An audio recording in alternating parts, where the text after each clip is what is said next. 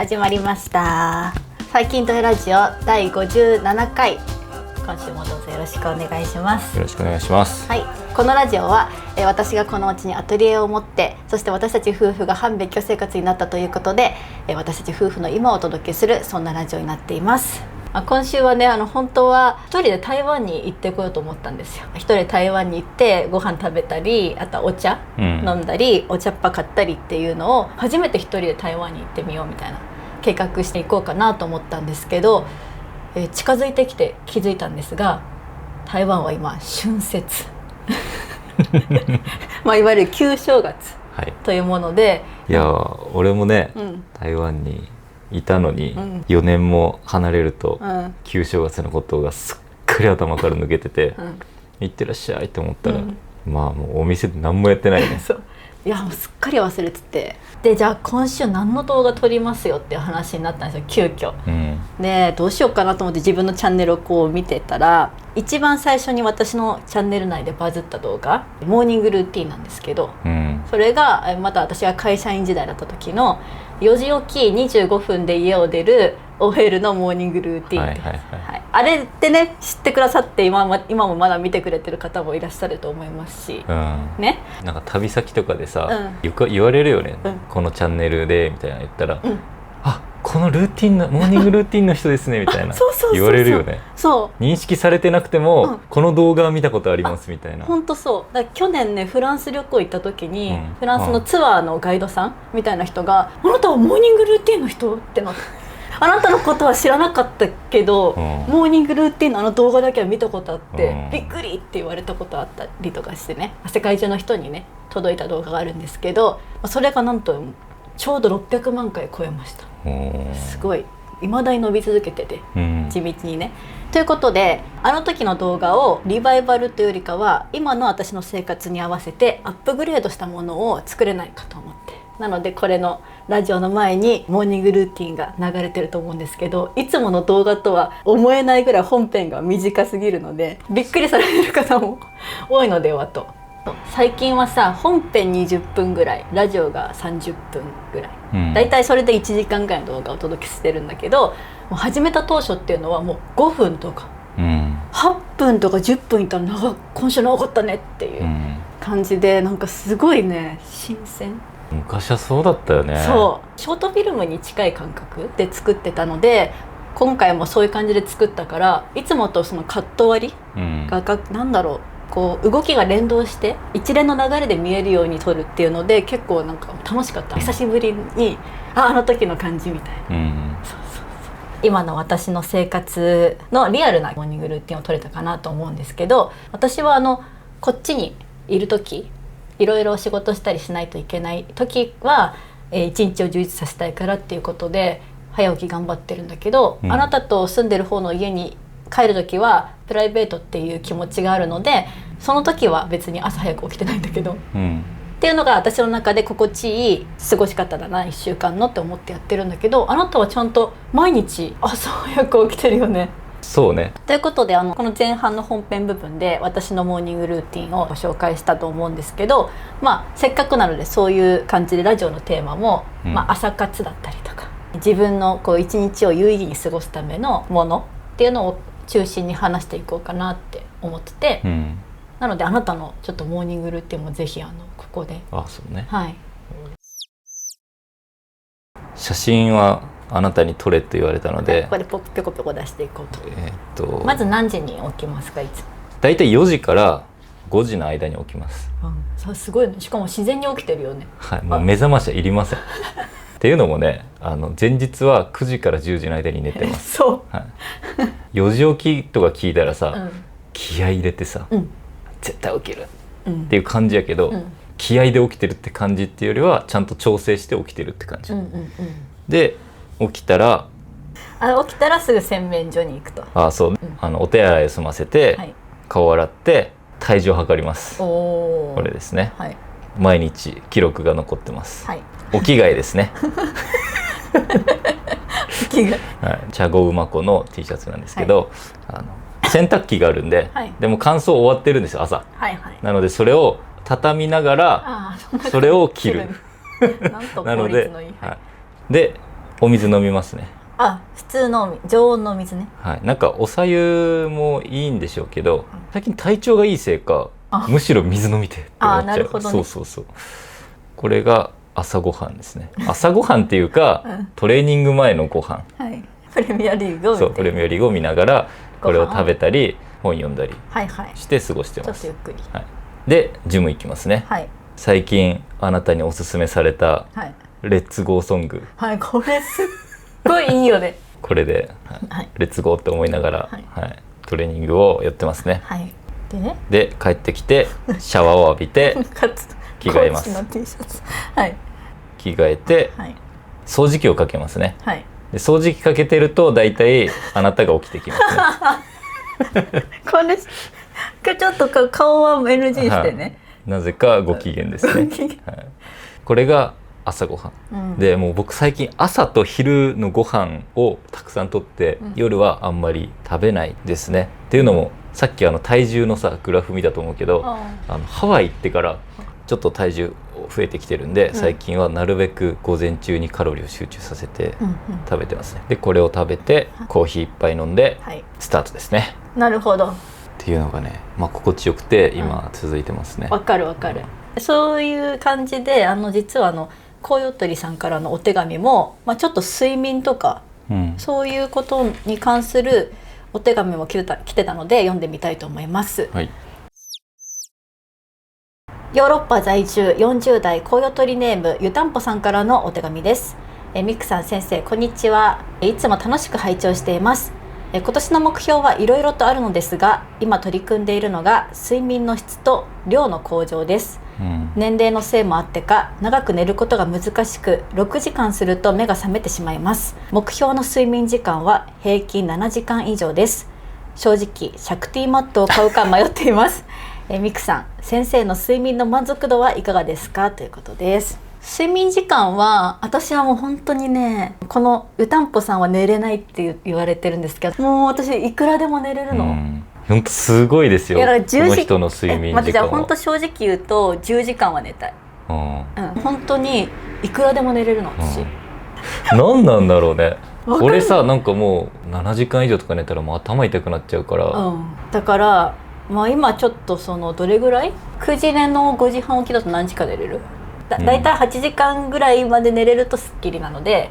寝る時間をちょっと頑張って早めて9時には寝る、して5時半に起きるっていう風にしてますね。それで、どうにか調整してる。あなたどれぐらい？9時に寝たら4時に起きるから7時間。てかさ、ごめん、話の腰折っちゃうんだけど、寝入りが早くない？やばいよね。やばい。ほんとすごい。あなた気づいてるか分かんないけど、おやすみって私に言ってくるじゃん。したら本当に5秒以内に寝引き立てるから、しかもそれまで別にそんなめっちゃ眠いって感じじゃないの。寝るかと思って目閉じたら寝れんの。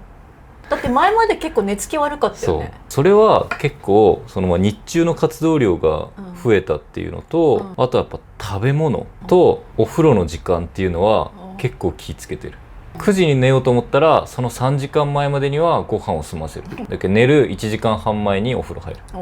調整してんだ。そう起きないともそうだけど、気合でやってないの。朝活って結構気合頑張るっていう感じでやるよね。そう朝起きるための設計を逆算してやっていけば。耳が痛い。早めに起きちゃうこともあるの。それこそなんかお手洗いでさ、なんか起きちゃったりとかした時はもう起きる。なるほどね。そう一旦起きていつも通りのことを進めていく。でお昼寝すんの。お昼寝すんだ。そう眠り上手になるっていうか15分20分だけさって寝て起きるみたいなのができるようになったから、二度寝するよりは早めにいろんなことを終わらせて、お昼寝できる時間作ろうって思う。ただサイクルが崩れない。そうだね、だから早く起きちゃったらその分早めにやることやってお昼寝しようっていう方が合う人もいるからね。いろいろ実験してほしいですよね。本当そう、人によってやっぱ違うからね。そういう感じで、じゃあ次行きたいと思います。瀬戸内海に隣接する県在住30代、コウヨトリネームひーさんからのお手紙です。ミクさん先生こんにちは。こんにちは。バズったと言われているルーティン動画でミクさんと出会ってから映像の美しさと世界観が大好きで毎週楽しみにしています。今週の動画でミクさんも芽が出ずしんどかった時期もあったけどコツコツ頑張ってきたから今があると言われていたことがとても印象に残りました。私も秋ぐらいからフリーになるために動いているのですがなかなか芽が出ず苦戦しています。そんな苦戦している中でも引っ越し準備、引っ越し先の保育園落ちた問題、通院、自分の仕事、子供のことなどなど待ったなしのタスクがどんどん出てきてちゃんと動けてない日々が続いています。日々のタスクに追われて気づいたら日にちが経っていて落ち込んでしまうことが多々あり現状維持でいいのではと思い悩んでしまいます。お二人もいろいろな経験をしてきたと思いますが日々のタスクに追われてしまうときはどうモチベーションを維持して続けてこられましたか？もしシェアできることがあればお聞かせくださいということです。どうですか？そうですね、あなたが人生で一番忙しかった時といえばやっぱ働きながら YouTube 始めた時じゃない？そうですね、働きながら YouTube もだし働き始めも結構すごかったけど学校通いながら仕事っていう、日本軸でやってて若い頃はね若いから体力があってやれたことがあるんだけど今ってことだよね。このひーさんも30代だからこのちょっとお子さんもできて一段落した時に体力が落ちかけてるしそうだね、20代の頃よりもライフステージが変わってもいろんなタスクがある、時にどうモチベーション維持して続けてこれたか。まあでも確かに20代と30代はもう家族ができたりね、お子さんできたりすると自分でコントロールできることって、まあ年々減ってってるんだよね。それはね俺もほんと実感しててそうだね、いろんな予期せぬことが起きたり、これ正解やんって思うことが正解じゃないみたいな人と接さないといけないこととか、ほんといろいろあるけどそんな中でも、まあ、やっぱ俺はその朝ちゃんと自分らしい生活を、自分だけの時間を作るっていうので、なんか自分だけはもう保ってなんか何が起きても、俺はここだけはぶらさないようにしようみたいなことがなんかモチベーションっていうのかな、まあまあ頑張ってるってそれが30代の今のあなたのモチベーションの作り方みたいな感じなのかもね。そうね、作ってる最中みたいな、なんかここでブレたらなんかやばいなって思って、ちょっと危機感ね、俺危機感かも今。危機感がモチベーションになってる。でも私もそうかもなんか私もそうなんだよな。仕事もさそうだしさ、家族とかさ子供とかさ、なんだろう、私もモチベーションの維持って聞かれてなかなか答えがなかったけど、あなたの危機感って言われた時すごいストーンってきちゃったなんか私も危機感かも。なんか20代はさ、こうなってやりたいみたいな、結構ポジティブなエネルギーで突き進む力があった気がするけど、30代になったらなんか守るべきものができたりとか、なんていうのかな、言い方多分難しくて、みんないろんなコミュニティに属してると思うけど、その中でなんかここ俺が崩れたらやばいかもみたいななんていうのかな、いやわかる、言わんとしてることはすごいわかるよ。なんだろう、ここで自分がほんとそうこけたら、なんかやばいかもっていう。そういやだけど多分このひーさんも自分でフリーになりたいって思ってるけど、でも子供のことを考えると、ここで私が崩れたらなんか自分だけじゃないっていうか、なんか道連れにしちゃうみたいな。だから現状維持でいいのではって思ってるのかも。そうでもダメかも、現状維持でもダメかもみたいな。現状維持でもどんどん尻すぼんじゃうかも、このままこれから守れなくなるかもとか思っちゃうね。そうなんか緩やかに加工していくから、でも大きく勝負に出てそれ以下になることも考えちゃう。わかる。だけどなんかすごい投資っぽいよねなんかその現金を銀行口座に入れとくとじわじわとインフレで目減りしていく今の100万円は10年後100万円の価値はないって言われてる、ね、だからといってじゃあ投資しましょう、ってなったら、もしかしたら200万円になるかもしれない、けどもしかしたら10万円になるかもしれない。困る。でこれはどうしますかっ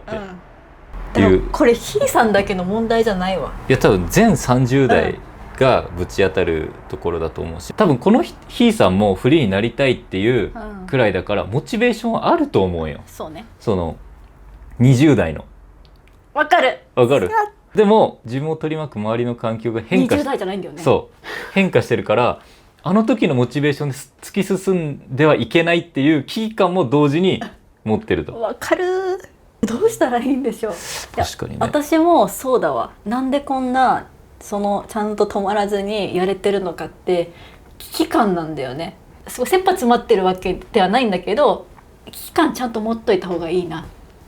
ていうのがモチベーションの一個になってるね。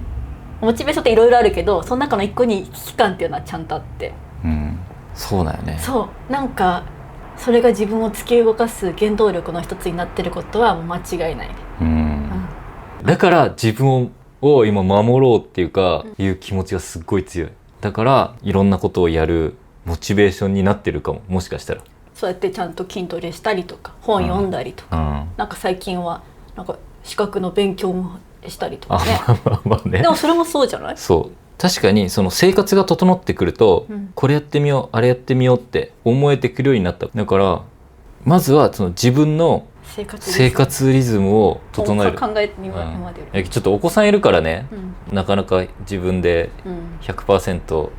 ルーティン作るのは難しいと思うけど、この時間だけは自分の時間にしようみたいなものをちょっとでも作ってもらって、そこだけはブレないようにすることがなんか次なるモチベーションにつながる感じはするけどね。確かに本当そうだね。これがまたさ40代になったら50代になったらってさ、自分を取り巻く環境が変わっていくにつれて、どうしますかってなるんだと思うよね。40代になったらちょっと楽になったりするのかな、そういう40代のモチベーションってどういう感じなんだろう。いやきついと思うよ。本当？バラの道？いやでも確かに危機感世代だわ。多分ねまだモチベーションあるよ。ひーさんも向上心もあるし、つまずいてるくらいだから、ちゃんと自分の中にモチベーションあるって信じて、自分の時間をちょっとでも作って、それをね奮い立たせるっていうことを実験してほしいなと思いますね。この揺らぎをやばっと思って、落ち込む方に持っていくんじゃなくて、やばいと思ってるんだったらここで時間空けようって頑張って決めて調整するとかね。確かにこれは人事ではない。いや本当まさに今こういうことに大なり小なり、みんな向き合ってると思うよ。30代は本当そうかも。体力が20代の時より落ちてきてるから、やっぱりそうやって調整して土台をちゃんと作るっていう勢いだけではなかなかいけないっていうところをどうカバーするかっていうのを学ぶ年代なのかも今から。そうかもね。それで帳尻合わせるっていうのはどういうことなのかっていうのを知っていく時期なのかもしれない。そうね。ということ大丈夫かな。頑張りましょう一緒に。頑張るとかじゃないんだ。いやそう頑張るとかではないんだよなこれがね。難しいね。そうなんか設計図をなんかいろいろ実験しながら作っていくって感じじゃない。これももう5年スパンぐらいでその設計図を書き直していく感じだなと思う。一回作って、いい絵できたなと思ったら、またその紙くしゃくしゃってして、また新しく線引くってことですか。でも確かにそうですね。私もそうだわ。先週そういうこと話したわ。これうまいのできた、いいのができたって思っても本当ね数年しか持たないね。そうだね。そこにずっと永住できないんだよな。すごい心配になっちゃうの。まだ崩れてないけど、なんか勝手に思っちゃうよね。また新しい家建てた方がいいんじゃないかって、今思い出してるのがまさに今かも。だから私は5年前のモーニングルーティーンもう一回やってみようって思ってるのはそういうことなのかもしれない。一緒に線引いていきましょうってこと。頑張ってからもうすぐ頑張って。そう頑張ってすぐ言っちゃうすぐ言っちゃう。それはね俺はね今結構強制してる自分自身、頑張るって言わないって言わないってすぐ言っちゃったもん。はい、では最後もう一つ、神奈川在住30手前コウヨトリネームうーくんさんからのお手紙です。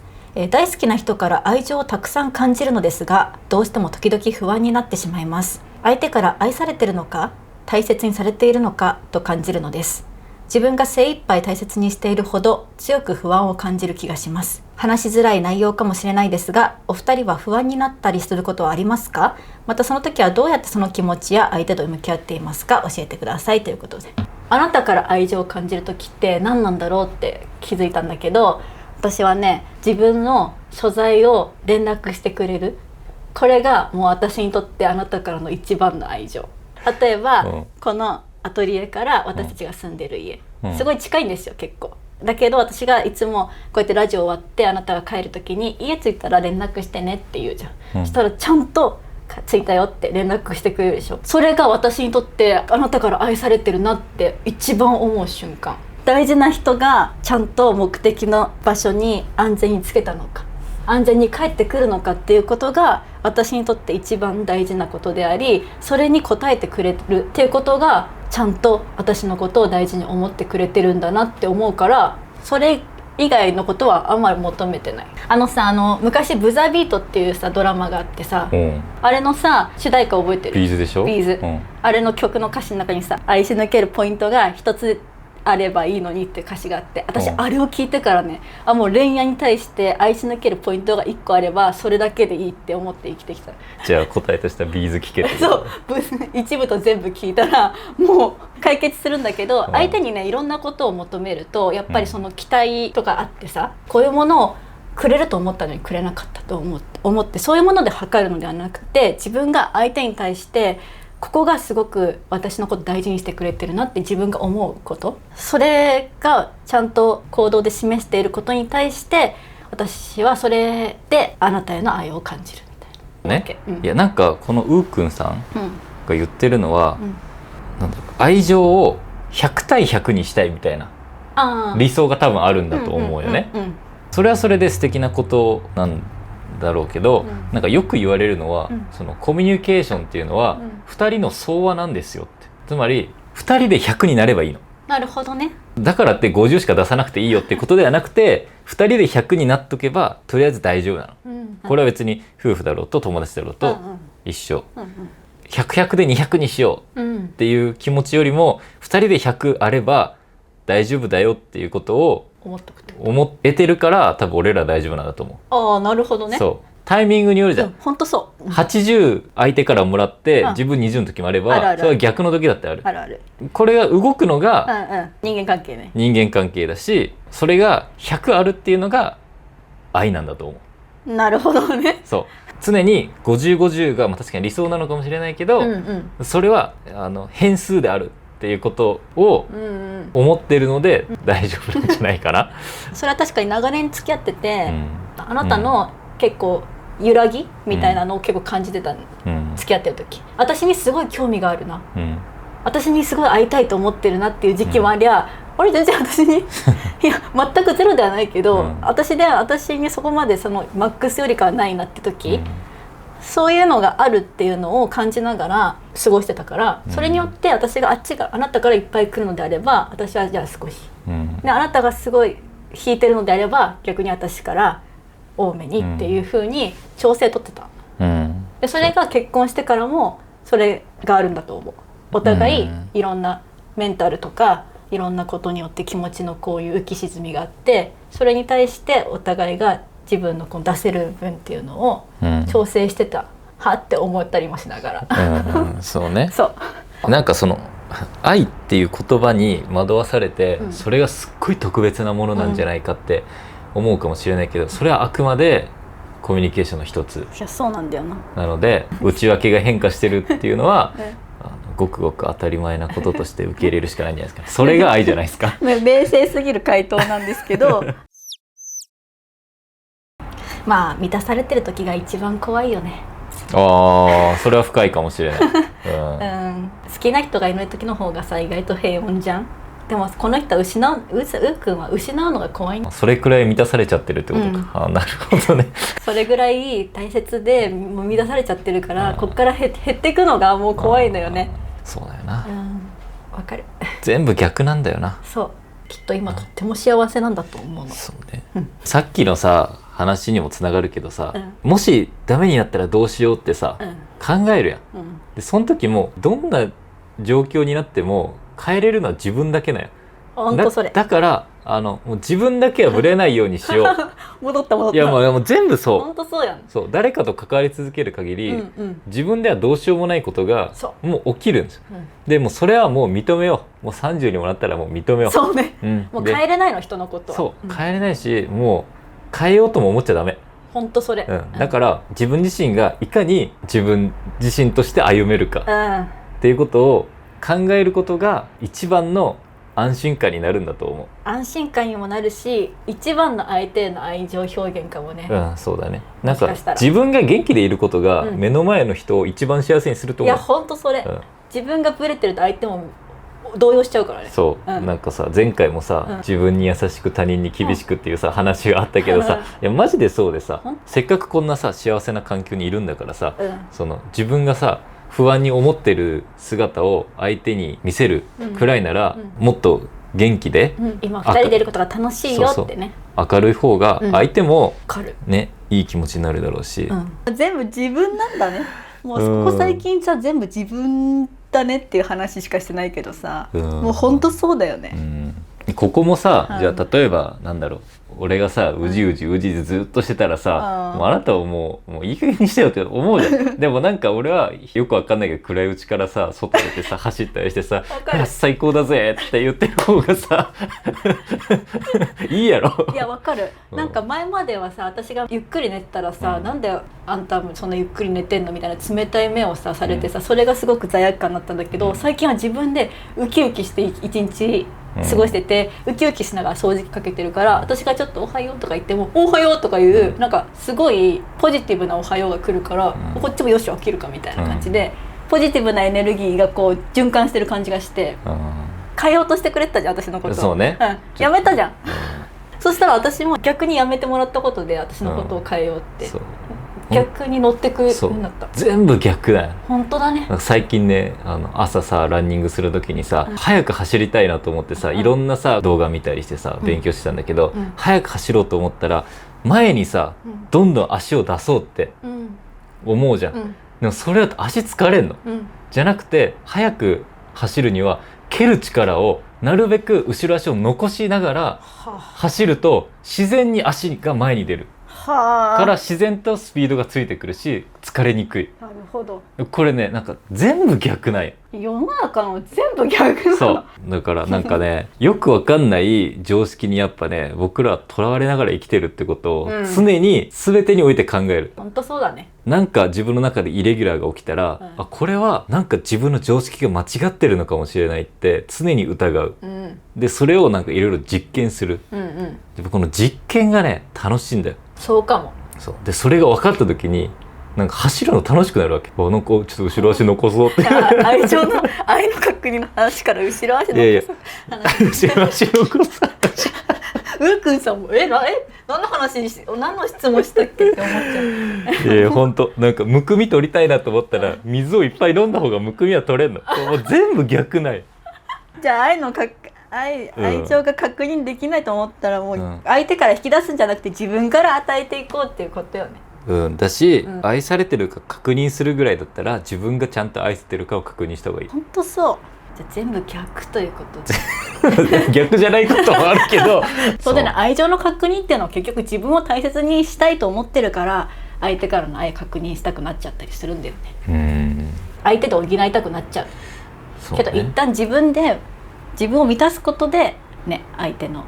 それでプラスアルファ相手から愛があったらラッキーぐらいじゃない。そうね、ありがとうっていうそれをもらえばいいよね。なんか面白い結局これ最後のこの愛情のお話も結局この最初のずっと朝活とかさ整えようっていう話に結局関連してたっていう違うことのように思えて全部はつながっていて、ね。いやちょっといい答えになったかわからないんですけど、でも自分のことを満たす自分のことを大事にするっていうことはもう全てのことに通ずるって私もやっぱり思うので、まずは自分。いや本当そうよ。まずは自分。それをやっぱり実感してきたと思うけど今までの人生なんと、よりやっぱりそれを明確に思いながら生きていくことでいろんなこといろんな悩みが実は解決していくのかもしれない。引き続き最近土曜ラジオでは、私たちへの質問お悩み相談トークテーマを、募集中です。この動画のコメント欄にコヨットリネーム、そしてどこどこ在住、あと年齢を記載してコメントいただけると嬉しいです。それでは今週もありがとうございました。また次の動画でお会いしましょう。バイバーイ。